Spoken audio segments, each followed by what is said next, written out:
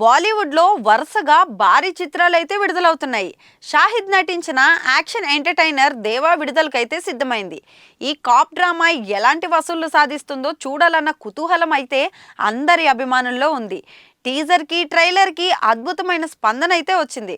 Positive ఫీడ్బ్యాక్తో అయితే విడుదలవుతుంది కనుక దేవా హిట్ అవుతుందని అందరూ భావిస్తున్నారు. అయితే ఇండస్ట్రీ రికార్డులు బ్రేక్ చేసే పెద్ద స్టార్ల సినిమాలు రిలీజ్ బరిలో అయితే ఉన్నాయి. హృతిక్ ఎన్టీఆర్ కాంబోలో రూపొందిన వార్ 2 భారీ యాక్షన్ కంటెంట్తో వస్తుందన్న ఈ చిత్రం 1000 కోట్ల క్లబ్లో చేరుతుందని అందరూ భావిస్తున్నారు. అలాగే సల్మాన్ ఖాన్ ఏఆర్ మురుగదాస్ కాంబినేషన్లో మూవీ సికిందర్ పైన కూడా ఉత్సాహం అయితే నెలకొంది. కానీ మురుగదాస్కి కొన్నేళ్లుగా హిట్ అనేదే లేదు. అలాంటి సమయంలో సల్మాన్ ట్రాక్ రికార్డు కూడా ఏమంత బాలేదు. కానీ సికిందర్ వీటన్నిటినీ అధిగమించి భారీ వసూళ్లను తేవాలని పరిశ్రమ అయితే కోరుకుంటుంది. మరోవైపేమో కిలాడి అక్షయ్ కుమార్ నటించిన 2 భారీ ఫ్రాంచైజీ చిత్రాలు ఈ ఏడాది అయితే విడుదలకు వస్తున్నాయి. వీటిలో జాలీ LLB 2, హౌస్ఫుల్ 5 చిత్రాలపై భారీ హైప్ అయితే నెలకొంది.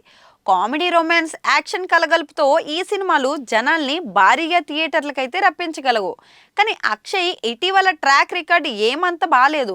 అతడికి సరైన హిట్ కావాల్సిన సమయం ఇది. ఈ టైంలో అతన్ని రాబోయే 2 సినిమాలే ఆదుకోవాలని అభిమానులంతా భావిస్తున్నారు. సింగం అగైన్ ఫ్లాప్ అయ్యాక అజయ్ దేవగన్ చాలా హోప్స్ పెట్టుకున్న సినిమా సన్ ఆఫ్ సర్దార్ 2.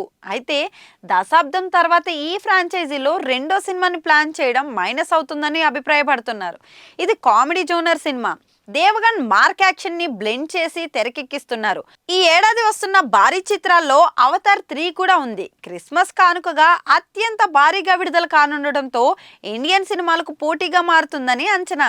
అయితే బాలీవుడ్ సరైన రిలీజ్ తేదీలకు కొన్నిటిని అధిగమించే ఛాన్స్ అయితే ఉంది.